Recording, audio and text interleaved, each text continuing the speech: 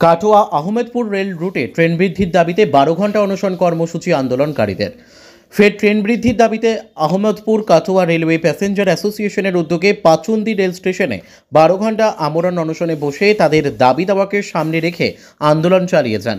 প্রসঙ্গত, কাটোয়া আহমেদপুর রেল রুটে ন্যারোগেজ থেকে 2013 সালের 12ই জানুয়ারি ব্রড গেজে রূপান্তরিত হলে সেখান থেকে 5 বছর পর 2018 সালের 24শে মে সংশ্লিষ্ট রুটে প্রথম ডিজেল ইঞ্জিনের একটি প্যাসেঞ্জার ট্রেন চালু করে পূর্ব রেল। তারপর করোনা মহামারীর সময় ধীরে ধীরে কাটোয়া আহমদপুর রেল রুটে বিদ্যুৎ সংযুক্ত করে বিদ্যুৎবাহী ট্রেন চলাচল হলেও ওই রেল রুটে দিনে চলত শুধুমাত্র একটি ট্রেন, জানিয়ে সাধারণ মানুষের কাছে তেমন কোনো কাজে লাগতো না ট্রেনটির, এমনই দাবি উঠেছিল সেই সময়। ওই রুটে একাধিকবার রেলের উচ্চপদস্থ আধিকারিকরা পরিদর্শনে এলেও হয়নি কোনো সুরাহা।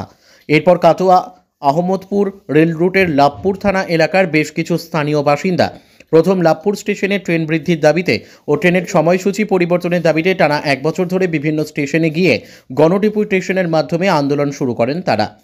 তখন তারা আন্দোলনকারী হিসেবে লাভপুরের স্থানীয় বাসিন্দাই ছিলেন। পরে তার সংশ্লিষ্ট রুটের বিভিন্ন রেল স্টেশন এলাকার স্থানীয় বাসিন্দাদের নিয়ে Ahmedpur Katwa railway passenger association নামে একটি সংগঠন তৈরি করে। সেই সংগঠন তৈরি হওয়ার পর আরও তাদের আন্দোলন বৃদ্ধি পায়। এমনকি কয়েক হাজার মানুষের গণস্বাক্ষর করে প্রধানমন্ত্রী দপ্তরেও দেওয়া হয় চিঠি। তারপরেই তাদের টানা আন্দোলনের জেরে পূর্ব রেল কর্তৃপক্ষ 2024 সালের 18ই ফেব্রুয়ারি ওই রেল রুটে কাটোয়া আহমেদপুর মেমু প্যাসেঞ্জার ট্রেন চালু করে।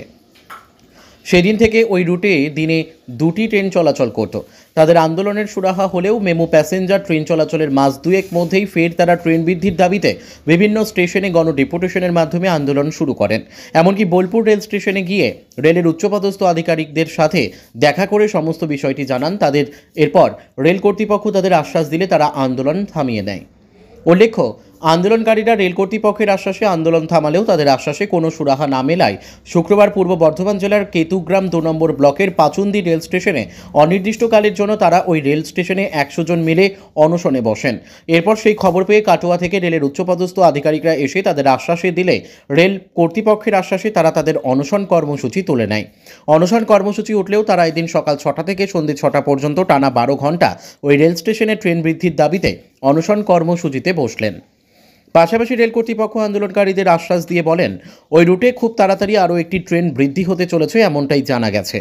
অন্যদিকে আন্দোলনকারী সুবীর সেন, হিমাদ্রি ঘোষ ও রণজিৎ দাসেরা জানান, আপাতত রেল কর্তৃপক্ষের আশ্বাসে 12 ঘন্টা অনশন কর্মসূচি করে ওই আন্দোলন প্রত্যাহার করছি। পরবর্তী ক্ষেত্রে সমস্যার সমাধানের সুরাহা না হলে আরও বড়সড় আন্দোলনে নামতে বাধ্য হব আমরা। কেতুগ্রাম থেকে শুভদীপ গুইয়ের report, crime press Bengal news.